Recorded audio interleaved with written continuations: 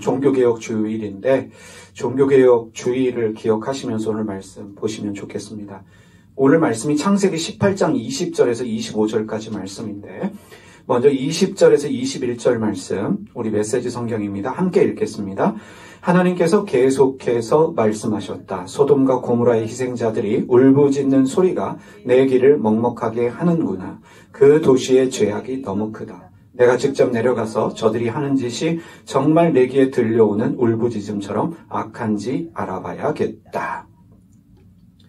소돔과 고모라의 죄악이 심각했습니다. 그래서 희생자들의 울부짖는 소리가 주님의 귀에까지 들렸고 그 죄악이 너무 크기 때문에 주님께서 그들의 죄악을 살펴보시기 위해서 천사들과 함께 사람의 모습으로 이 땅에 오셨습니다. 우리의 질문은 이것입니다. 소돔과 고모라의 죄악이 무엇인가?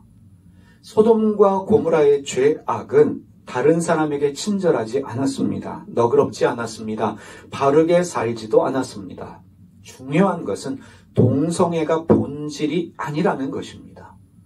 성경 어디에도 소돔과 고모라가 동성애 때문에 심판받아 멸망했다라고 말하는 구절이 없습니다. 구체적으로 소돔의 죄악이 무엇인지를 기록한 말씀이 에스겔 16장 49절에서 50절의 말씀입니다. 잘 살펴보시기 바랍니다. 제가 읽습니다. 새 번역입니다. 내 동생 소돔의 죄악은 이러하다. 소돔과 그의 딸들은 교만하였다. 또 양식이 많아서 배부르고 한가하여 평안하게 살면서도 가난하고 못 사는 사람들의 손을 잡아주지 않았다. 오히려 그들은 교만하였으며 내 눈앞에서 역겨운 일을 하였다. 그러므로 내가 그것을 보고는 그들을 없애버렸다. 이것이 유일하게 소돔의 죄악을 기록하고 있는 말씀입니다. 다른 말로 하면 여러분 살펴보십시오. 이들은 하나님의 생활 방식이 없었습니다. 다른 사람에게 친절하고 너그럽지도 바르게 살지도 않았습니다. 교만했다라고 말씀합니다. 양식이 많아서 배부르고 한가하며 평안하게 살면서도 가난한 자들을 외면했습니다. 나누고 베풀지 않았지요. 교만해서 내 눈앞에서 역겨운 일을 하였다. 이 역겨운 일을 동성애로 번역하고 이해하는 분들이 있습니다. 역겨운 일이 여러분 무엇이겠습니까? 주님 앞에서 역겨운 일은 한두 가지가 아닙니다. 그럼에도 불구하고 다른 모든 것들은 덮어두면서 동성애 때문이다 가르치며 믿게 합니다. 동성애자들 때문에 소돔이 망했다라고 하면서 성소수자들을 공격하는 한국교회 현실을 우리가 보고 있습니다. 다시 한번 말씀드리지만 소돔의 죄악은 교만이었습니다. 나눔과 베품이 없었습니다. 하나님의 생활 방식도 없었고 친절하고 너그럽지도 않았고 그리고 바르게 살지도 않았습니다. 근데 여기서 중요한 질문이 또 하나 제기되어집니다. 하나님이 내려오시지 않아도 다 알고 계십니다. 다 보고 계시고 다 듣고 계시고 다 알고 계심에도 불구하고 굳이 사람의 모습으로 이 땅에 오신 이유가 무엇인가? 여기서 우리는 깨닫습니다. 하나님은 종종 사람의 모습으로 이 땅에 오신다. 다 알고 계심에도 불구하고 하나님은 사람의 모습으로 오신다는 것입니다. 이것을 통해서 우리에게 주어지는 깨달음은 낯선 사람은 우리에게 찾아오시는 주님이시다. 그래서 낯선 사람들을 주님 섬기듯이 섬겨야 하는 이유가 여기에 있습니다.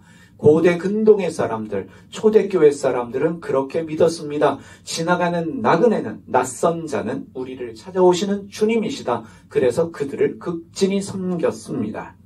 히브리서 13장 2절에 나그네를 대접하기를 소홀히 하지 마십시오. 어떤 이들은 나그네를 대접하다가 자기들도 모르는 사이에 천사들을 대접했습니다. 하나님의 생활 방식에 따라 친절하고 너그럽고 바르게 사는 것은 우리 주변에 내가 알고 있는 사람들에게만이 아니라 우리 교회 같은 종교를 가진 사람들에게만이 아니라 우리에게 다가오는 모든 사람들에게 하나님의 생활 방식에 따라 친절하고 너그럽고 바르게 행해야 합니다. 왜 그렇습니까? 우리를 찾아오시는 주님이시기 때문에 그렇습니다. 이어지는 22절 말씀을 보겠습니다. 22절 말씀 다 함께 읽어보겠습니다. 그 사람들이 소돔을 향해 출발했으나 아브라함은 하나님의 길에 서서 그 길을 가로막았다. 천사들은 소돔으로 향했습니다. 근데 여기 아주 중요한 말씀이 있습니다.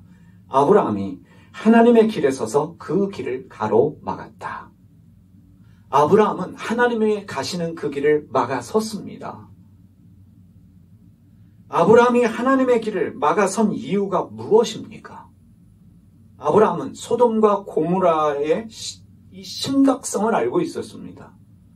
얼마나 죄악이 심각한지, 그들의 문제가 무엇인지 알고 있었고, 아브라함은 하나님께서 소돔과 고모라를 심판하시기 위해서 오셨다라는 것도 알고 있었습니다. 그런 아브라함이 하나님의 길을 막아선 이유는 하나님이 행하시는 그 심판을 막기 위해서였습니다. 그래서 아브라함은 하나님을 막아서서 하나님에 대한 의문과 질문을 제기하고 있습니다. 하나님은 아브라함이 길을 막는데 그 자리에 서 주셨습니다. 가로막혀 주셨습니다.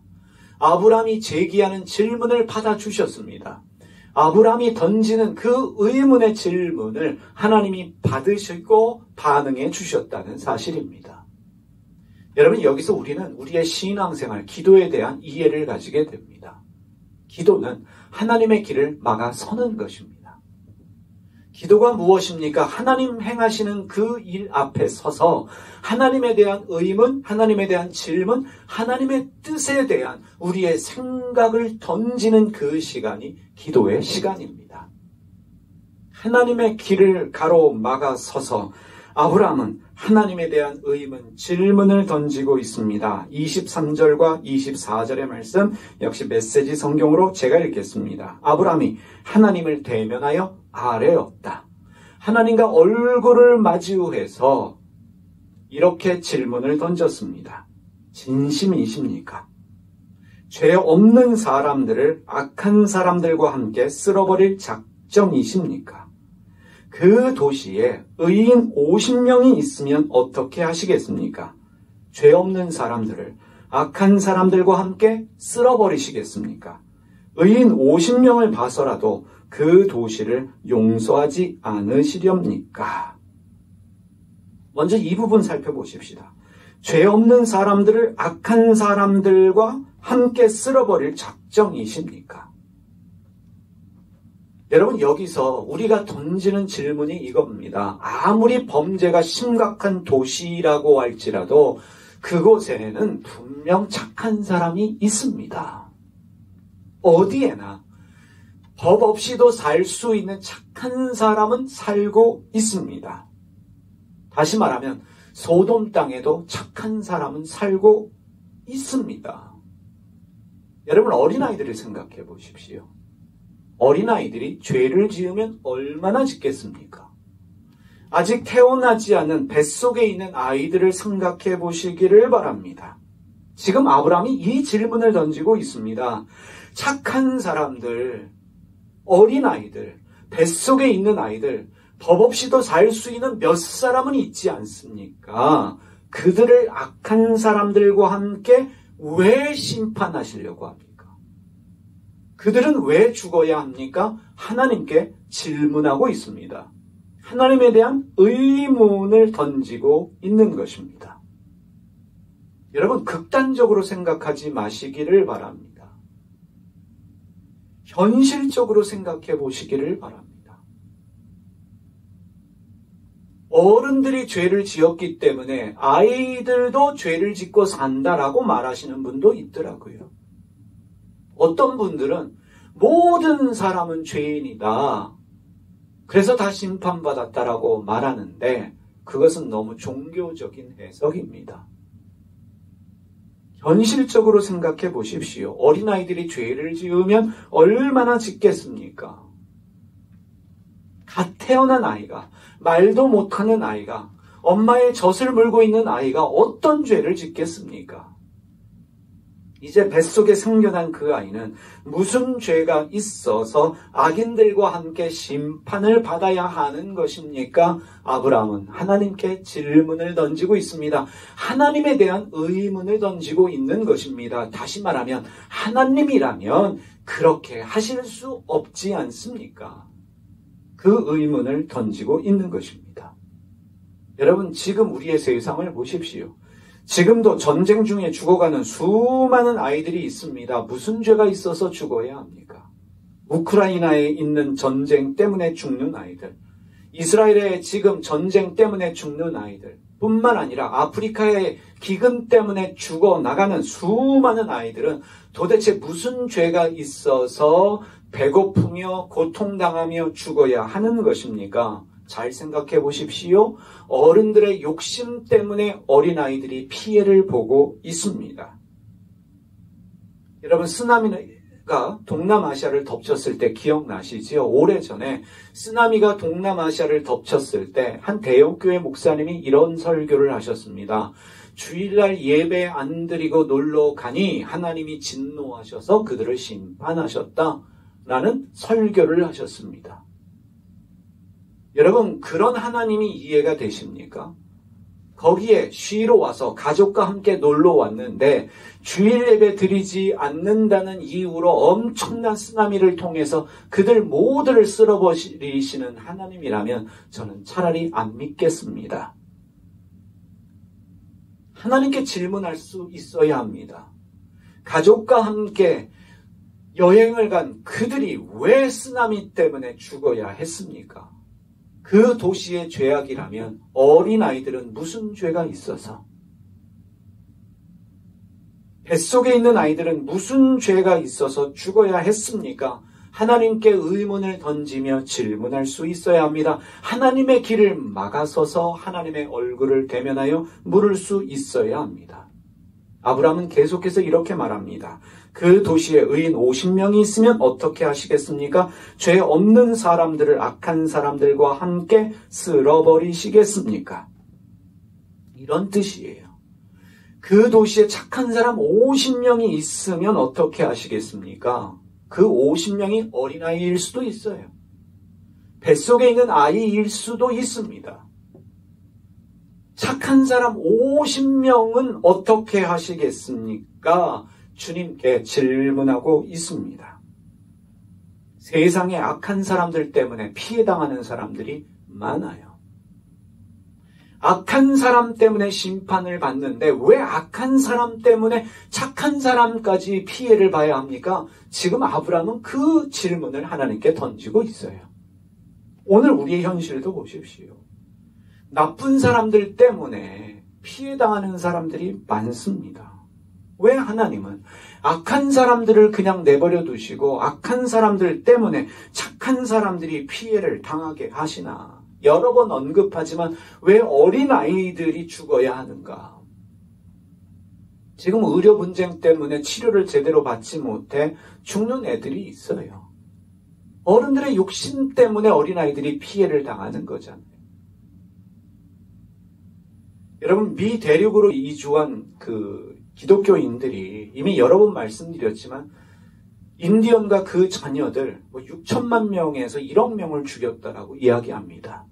그 땅을 차지하고 나서 농사를 지으며 하나님께 감사한 날이 소위 추수감사절로 한국교회가 지키고 있는데 그들은 땅을 차지해서 감사할지 모르겠지만 인디언들에게는 눈물과 고통의 날입니다. 여러분, 그들이 왜 죽임을 당해야 했을까요? 왜 그들은 땅을 빼앗겼어야 했을까? 하나님께 질문할 수밖에 없습니다. 하나님 믿기 때문에, 교회를 세웠기 때문에 하나님이 그들의 편이 되셔서 아무 죄도 없는 인디언들을 죽이는 걸 방치하셨다면, 어린아이들마저 죽임당하는 것을 방치하셨다면 우리는 그 하나님께 질문할 수 있어야 합니다. 왜 그냥 계셨습니까? 잘못은 미 대륙으로 들어간 기독교인들이 아닙니까? 감히 하나님께 따져 물을 수 있어야 합니다. 복음을 전파로 아프리카에 들어간 백인들이 복음을 명목으로 그들을 잡아서 노예로 팔았습니다. 그리고 그들은 성경 해석하기를 흑인들은 저주받은 인종들이기 때문에 노예로 사는 것은 당연하다. 여러분, 흑인들의 자녀는 무슨 죄가 있어서 어린 나이에 노예로 끌려와서 그 고통을 당해야 했을까? 그들이 무슨 죄가 있어서 그 억울한 일을 당했어야 했을까? 하나님께 질문할 수밖에 없습니다. 아브라함은 이렇게 호소합니다. 의인 50명을 봐서라도 그 도시를 용서하지 않으시렵니까? 아브라함이 숫자를 계속해서 줄이지요. 45명이 있으면, 40명이 있으면, 30명이 있으면, 20명이 있으면, 10명이 있으면 어떻게 하시겠습니까? 이 말은 10명을 봐서라도, 그 몇 명을 봐서라도 소돔과 고모라에 대한 심판을 거두어 주십시오. 하나님께 계속 청원을 드립니다. 하나님이시라면 착한 사람들마저도 악인들 때문에 죽이시는 것은 부당합니다. 하나님 오히려 그 착한 사람 몇 명 때문에 이 도시에 대한 심판을 거두어 주십시오. 하나님께 청원하고 있습니다. 하나님, 착한 사람들만 살려주지 마시고요. 모든 이들을 살려주십시오. 착한 사람이 50명이라면, 45명이라면, 10명이라면 그 10명만 살려주지 마시고요. 그 10명 때문에 도시 전체를 한 번만 용서해 주십시오. 라고 청원하고 있는 것입니다. 이것이 신앙인의 삶입니다. 하나님께 심판해달라고 떼를 쓰는 것이 아니라 악인마저도 구원해달라고 호소하는 것이 신앙인의 삶입니다. 신앙인의 삶은 하나님의 생활 방식을 따라 친절하고 너그럽고 바르게 사는 삶입니다. 하나님, 그 착한 사람 몇 사람을 봐서라도 이 도시를 심판하지 말아 주십시오. 그런데 우리는 오늘 너무도 쉽게 하나님 심판해달라는 기도를 당연한 듯이 부르짖고 있습니다. 광장에 모여서 악인들을 심판해달라고 하나님께 부르짖고 있습니다. 누가 의인이고 누가 악인입니까? 우리는 판단할 수 없습니다. 근데 우리는 이런 생각을 하고 있어요. 예수 믿고 교회 다니기 때문에 나는 의인이고, 너는 교회도 안 다니고 예수도 안 믿기 때문에 너는 악인이다. 그래서 무신론자들은 다 악인이에요. 다 종교인들은 심판받아 당연한 악인들입니다. 죄인들이에요. 성소수자들은 말할 것도 없는 죄인입니다. 보수적인 한국교회는 좌파를 다 죄인으로 규정합니다. 도대체 누가 좌파이고 누가 우파입니까? 그 기준이 무엇인지 궁금합니다. 조금만 내 기준에 벗어난 말을 하면 너 좌파 빨갱이지 라고 하면서 하나님 앞에 좌파 빨갱이들을 다 심판해달라고 기도하고 있는 한국교회의 현실을 우리가 알고 있습니다. 여러분, 누가 의인일까요? 우리는 다 하나님 앞에서 죄인입니다. 죄를 지어 죄인이고 죄인이기 때문에 죄를 지을 수밖에 없는 사람들입니다. 그것에 대한 깨달음이 있다면, 나도 죄인이다라는 깨달음이 있으면 쉽게 다른 사람에 대해 판단하지 말고 정죄하지 말아야 합니다. 심판의 말을 하지 말아야 합니다. 누군가를 향해서 너 그딴 식으로 하면 지옥 간다, 하나님의 심판을 받는다 말하지 말아야 합니다. 누군가에 대해서 너무도 쉽게 죄인이라는 말을 하지 말아야 합니다. 아브라함의 청원을 보면 주님, 소돔과 고모라 땅에 있는 사람들이 회개하게 하여 주십시오. 기도하지 않았어요. 겸손한 자의 고백입니다. 내가 누군가에게 저들을 회개시켜 주십시오라고 할 때에 이미 나는 의인이라고 하는 교만이 내 안에 깔려 있는 거예요. 하나님, 누구누구가 회개하게 해주세요라는 것은 내 눈 안에 있는 들보는 보지 못하면서 남의 눈에 있는 티를 지적하는 행위입니다. 남의 회개를 요구하기 전에 내가 먼저 회개할 수 있어야 합니다. 내 탓이요, 내 탓이요, 내 탓입니다. 다 저의 죄입니다. 아브라함은 저들의 죄를 주님 회개할 수 있도록 은혜를 베풀어 주십시오 기도하는 게 아니라 착한 사람 몇 명을 봐서라도 어린아이들을 봐서라도 뱃속에 있는 그 아이들을 봐서라도 주님 소돔과 고모라에 대한 심판을 거두어 주십시오. 25절 말씀 하이라이트가 되는 말씀입니다. 이 말씀은 너무나 중요한 말씀입니다. 18장 25절 말씀 함께 읽어보겠습니다. 저는 주께서 의인과 악인을 구별하지 않고 죽이실 것이라고는 생각하지 않습니다. 세상을 심판하시는 분께서 공정하게 심판하셔야 하지 않겠습니까? 여러분 동의하시지요? 지금 아브라함이 하나님께 이 질문을 던지고 있습니다. 하나님이 심판하시는데 의인을 악인과 함께 심판하시는 것은 앞뒤가 많지 않습니다. 나는 하나님이 그런 하나님이라고 생각하지 않습니다. 하나님이 정말 심판하셔야 된다면 누구만 심판하셔야 돼요? 악인만이요. 그런데 악인을 심판하시는데 의인마저도 심판하신다라고 하는 것은 하나님다운 일이 아닙니다. 세상을 심판하시는 분께서 공정하게 심판하셔야 하지 않겠습니까? 오늘의 현실을 보면, 우리의 역사를 보면 하나님이 의인과 악인을 구별해서 심판하시는가? 여러분 이 말씀이 왜 중요합니까? 오늘의 현실을 보면 하나님이 악인만 심판하시고 의인을 구원해 주시나? 아니에요. 현실은 거꾸로 돌아가고 있어요. 그 예로 홀로코스트로 인해서 유대인 600만 명이 죽임을 당했습니다. 600만 명이 죽임을 당한 이유가 악인이기 때문에 심판받아 그들이 죽었는가? 여러분 유대인들을 죽일 때 이유가 그거였어요. 너희 조상들이 예수님을 십자가에 못 박아 죽였다. 그게 이유였어요. 유대인들을 학살한 이유 중에 하나가 너희들은 예수님을 십자가에 못 박여 죽인 민족이다. 여러분 예수님이 십자가에서 기도하신 게 뭐예요? 주님 저들의 죄를 용서하소서. 그러니까 예수를 모르고 예수 믿는 거예요. 예수님 믿습니다. 예수님 부르짖고 있지만 예수님이 누군지도 모르고 예수님의 삶 말씀도 모르면서 예수 부르짖고 있는데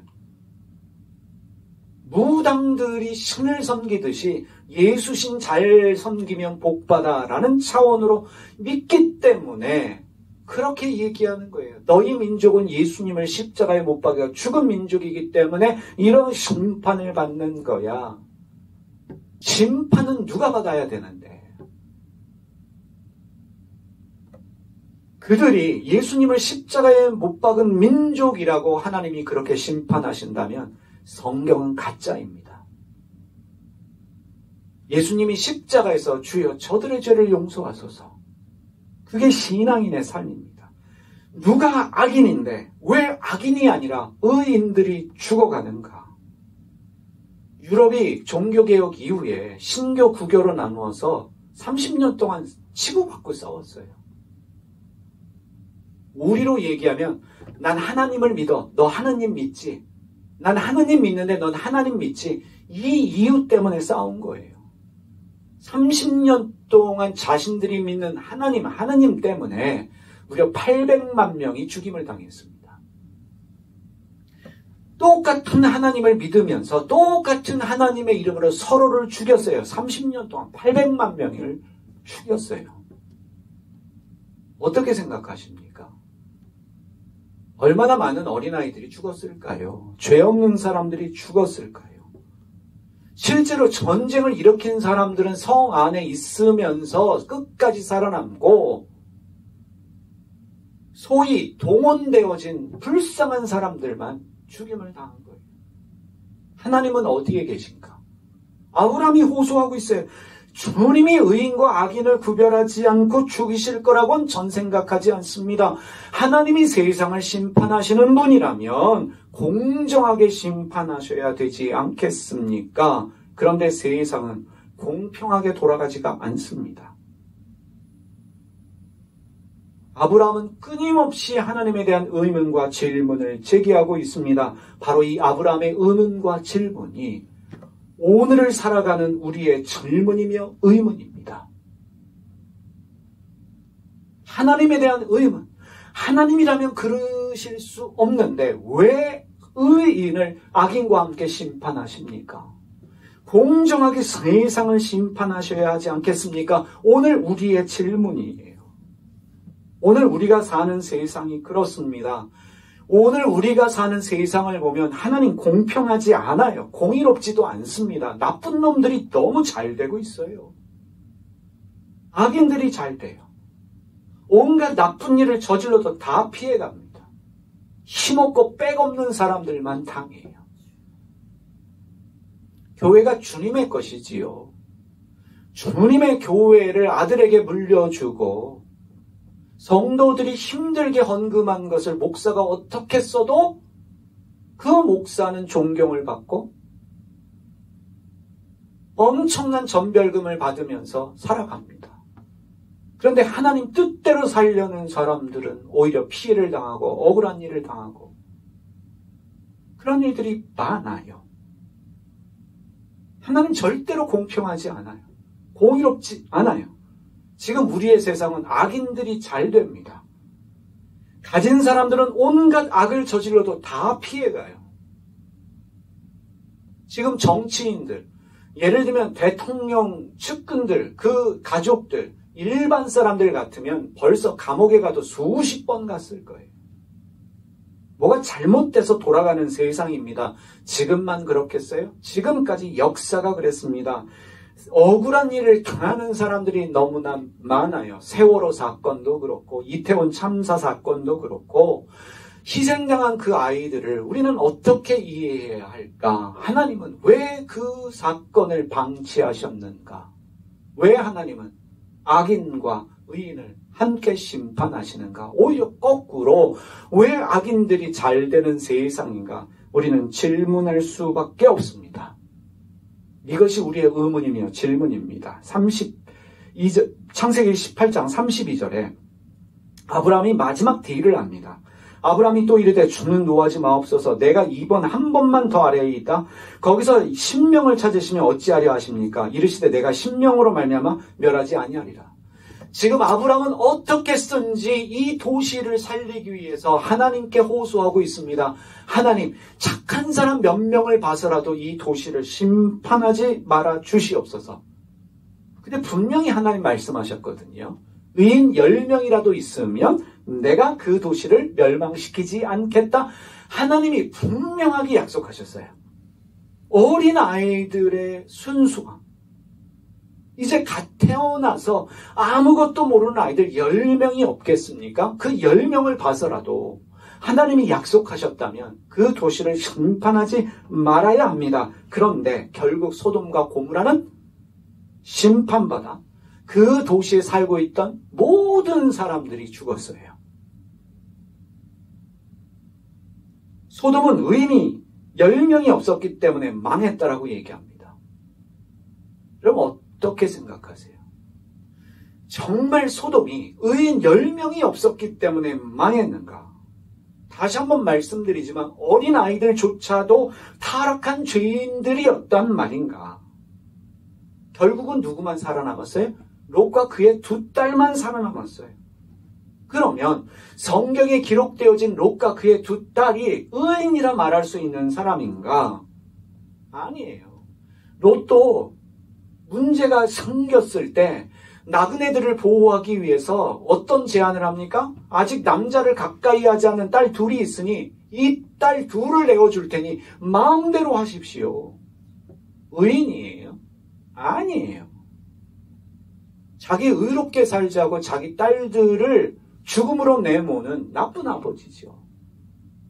롯 어떻게 했습니까? 술에 취해서 딸들과 동침했어요.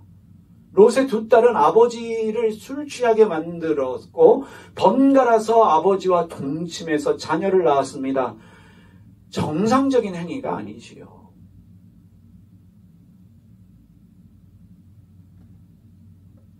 이해가 되지 않습니다. 누가 의인이고 누가 악이니까. 하나님은 왜 소돔을 쓸어버리시고 고모라를 쓸어버리셨는가? 답이 없어요. 그들은 불친절했고 그들은 교만했고 하나님 앞에서 역겨운 일을 행했다라고 하는데, 그렇다고 어린아이까지 죽음으로 내모는 하나님은 여전히 이해가 되지를 않습니다. 그래서 이해가 되지 않기 때문에, 내가 아무리 읽어도 해결이 되지 않기 때문에 사람들은 단순하게 믿으려는 경향이 있습니다. 소돔은 동성애 때문에 망한 거야. 고모라는 동성애 때문에 망한 거야. 그 단순한 말에 고개를 끄덕이며 그래. 그래서 망한 거야. 그래서 우리 사회도 동성애를 막아야 돼. 라고 생각하는 것 같아요. 여러분, 아니지 않습니까? 하나님에 대한 의문과 질문이 생겨날 수밖에 없습니다. 다 좋다는 거예요. 악인들을 심판하시는 하나님 다 좋습니다. 그런데 어린아이들은 아니지 않습니까? 그러한 의문과 질문을 가지고 하나님의 길을 막아서면서 우리는 우리 내면을 성찰할 수 있어야 합니다. 끊임없는 하나님에 대한 의문과 질문을 통해서 결국은 내 내면을 볼 수 있어야 합니다. 오늘이지요. 오늘 광화문에서 200만 성도 악법저지 연합 예배 찬양 기도회가 열립니다. 오늘 오후에 열린다고 하는데 큰 교회마다 인원 동원의 난리입니다. 큰 교회들마다 지금 청년대학부를 포함해서 오전에 예배드리고 오후에 광화문으로 모입시다. 악법을 저지해야 합니다. 라고 하면서 100개의 기도 제목을 내놓았는데 100개의 기도 제목을 살펴보다가 너무 마음이 아팠습니다. 아픈 이유가 있었습니다. 해도 너무한다. 그 중에 몇 개를 제가 골라봤어요. 20번째 기도 제목은 이것입니다. 이미 대한민국 초중고 교육 현장에는 역사 왜곡과 친이슬람 편향성뿐만 아니라 동성애 및 트랜스젠더를 비하하고 이에 반대하는 목소리를 혐오하는 몰아가는 내용을 가르치는 가운데 우리 자녀 세대를 반성경적이고 반문명적 성혁명 이데올로기로부터 지켜주소서. 너무 극단적인 표현입니다. 여러분, 지금 대한민국 교육이 역사 왜곡을 하고 있습니까? 친이슬람 편향성을 가르치고 있습니까? 역사 왜곡은 누가 하고 있는데요? 학교마다 이슬람 가르칩니까? 그렇지 않아요. 학교마다 시간 내서 동성애 찬양하고 트랜스젠더 미화하는 일 안 해요. 근데 이렇게 상황을 몰아가면서 여전히 소돔은 동성애 때문에 망했다라는 논리로 대한민국도 동성애 때문에 망할 수 있다. 동성애자들을, 이슬람 사람들을 적으로 몰고 있습니다. 39번째 기도 제목을 읽어봤어요. 결혼을 했으나 자녀를 출산하지 않고 맞벌이하는 부부, 띵크족이라고 그러죠. 의 증가는 경제적인 풍요와 시간적인 여유를 결혼의 원래 목적보다 앞세운 세상적 문화의 영향임을 깨닫고 회개하게 하소서. 여러분, 시간 남고 돈 남아 돌기 때문에 지금 애를 안 낳는 게 아니에요. 맞벌이 하지 않으면 먹고 살기 힘든데 학자금 대출 갚아야 하고 전세 얻더라도 대출 받아서 얻기 때문에 대출금 갚아야 되고 물가는 치솟고, 근데 여러분, 자식을 지금 낳지 못하는 부부들이 이 기도 제목을 읽으면 어떻겠습니까? 경제적 풍요와 여유 때문에 애를 안 낳는다. 그들이 회개하게 하여 주십시오. 참 현실을 몰라도 한참 모른다라는 생각이 들더라고요. 여러분은 어떻게 생각하십니까?